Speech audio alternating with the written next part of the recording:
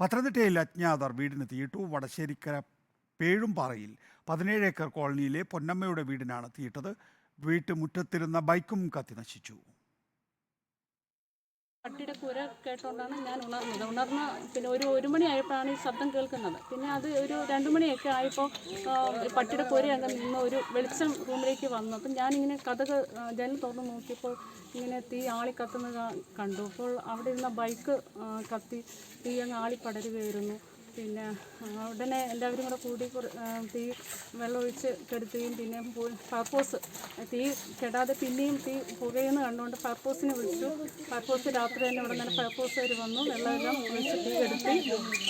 പിന്നെ ഉടൻ police station അറിയിച്ചു. പോലീസുകാർ ഉടൻ തന്നെ എത്തി വേണ്ട നടപടികളൊക്കെ ചെയ്യുകയും കാര്യങ്ങളൊക്കെ അന്വേഷിച്ചു.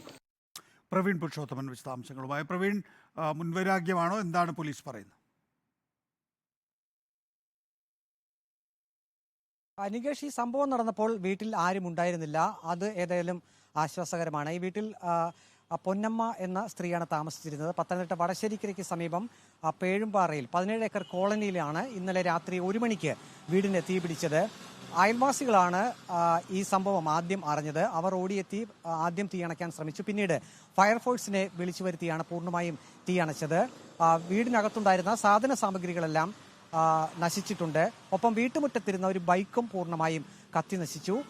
അതേസമയം ഈ ഒരു സംഭവവുമായി ബന്ധപ്പെട്ട് പെരുന്നാട് പോലീസ് സ്റ്റേഷനിൽ ഇതുവരെ പരാതിയൊന്നും ലഭിച്ചിട്ടില്ല. പെരുന്നാട് പോലീസ് സ്റ്റേഷൻ പരിധിയിലാണ് ഈ സംഭവം നടന്നിരിക്കുന്നത്. വീടിന് സമീപത്തുണ്ടായിരുന്ന പട്ടിക്കൂട്ടിൽ പട്ടിയുണ്ടായിരുന്ന പട്ടിക്ക് തീറ്റ കൊടുത്തതിന്റെ ലക്ഷണങ്ങൾ അവിടെ കാണുന്നുണ്ട്.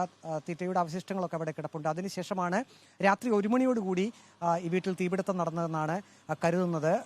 അയൽപ്പക്കത്തുണ്ടായിരുന്ന സ്ത്രീയാണ് ഇത് ആദ്യം കണ്ടത്. പക്ഷെ അവർ 2 മണിയായപ്പോഴേക്കുമാണ് വീടിന് പുറത്തിറങ്ങിയത്. ആ സമയം കൊണ്ട് തീ പൂർണ്ണമായും പടർന്ന് അവിടെ പിടിച്ചിരുന്നു. പിന്നീട് പെരുന്നാട്ടിൽ നിന്ന് പോലീസ് ഉദ്യോഗസ്ഥരും സ്ഥലത്തേക്ക് എത്തിയിട്ടുണ്ട്.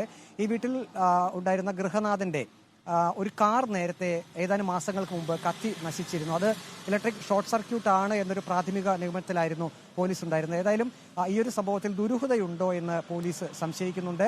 ആരാണ് തീയിട്ടത് എന്നത് സംബന്ധിച്ച് വിശദമായിട്ടുള്ള അന്വേഷണം ഇപ്പോൾ പെരുന്നാട് പോലീസ് നടത്തുന്നുണ്ട്. നികേഷ്.